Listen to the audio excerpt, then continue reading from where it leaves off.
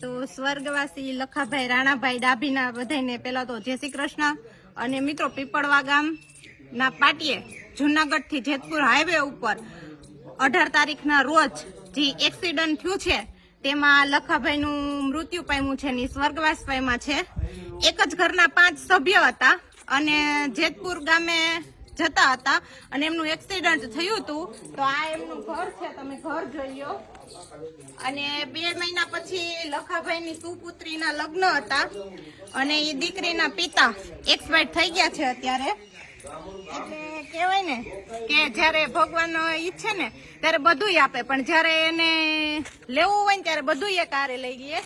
દીકરીના મમ્મી 7 વર્ષથી એક્સપાયર થઈ ગયા છે અને પપ્પા આ એક્સિડન્ટમાં એક્સપાયર થઈ ગયા છે અને એના ભાઈ ને એ બધા જે હોસ્પિટલે છે. દીકરીને પણ પગમાં લાગ્યું છે, તો હું તમને એ દીકરી સાથે મળાવી દઉં. હાલો મળીએ દીકરીને આપણે.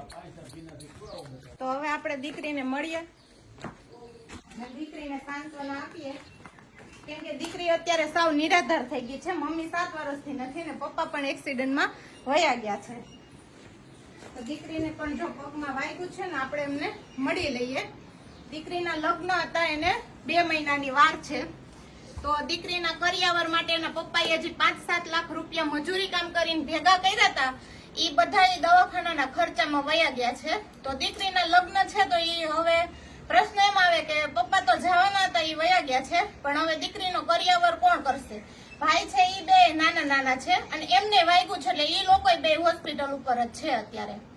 એને હજી કેટલો ખર્ચો થાય એ ખબર નથી. પૈસા જે ભેગા થયા હતા એ વપરાઈ ગયા છે. તો આપણે એક નિરાધાર દીકરીનો કરિયાવર કરવાનો છે મિત્રો. તો ફૂલ નહીં તો ફૂલની પાખડી, તમારાથી જેટલું બને એટલું દાન કરવું. અને દાન કરવા વાળા મિત્રોને ખાસ વિનંતી છે કે તમે જેટલા પૈસા ગૂગલ પે નંબર આપેલા છે એની ઉપર તમે નાખો ને, એનો સ્ક્રીનશોટ મહેરબાની કરીને કોમેન્ટમાં નાખવો, જેથી કરીને તમે જે દાન કર્યું છે ને એ જોઈ અને બીજા લોકોને દાન કરવાની ઈચ્છા થાય. ભલે તમે 1 રૂપિયો દાન કરો કે 10 રૂપિયા દાન કરો, તમારા પૈસા છે, દેખાડોની કોઈ વસ્તુ જ નથી. તમારા પૈસા છે, તમે દાન કર્યું છે. તમારું દાન જોઈને જો બીજા કોઈને દાન કરવાની ઈચ્છા થાય ને તો આ દીકરીનો કરિયાવર થઈ જાય. મા બાપ વગરની દીકરી અત્યારે નોંધારી થઈ ગઈ છે. તો આપણે દીકરીને પૂછીએ કે શું કામે જતા હતા અને કઈ રીતના એક્સિડન્ટ બન્યું હતું. એ બધું કેવી રીતના બન્યું હતું બેટા?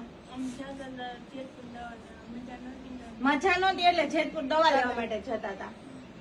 પછી આ તમને આ કેટલું વાગ્યું છે? ગોઠણમાં તો એમને ટાંકા આવ્યા છે બેન ને. અને હજી 2 ભાઈ હતા એ દવાખાને છે, અમદાવાદ છે. હજી 2 ભાઈ દવાખાને છે ને પપ્પા એક્સપાયર થઈ ગયા છે. હજી 2 ભાઈ દવાખાને જ છે હોસ્પિટલ ઉપર. એટલે એમનો કેટલો ખર્ચો થાય ને એ નક્કી નથી. અને બેન ને પણ પગમાં ટાંકા આવ્યા છે.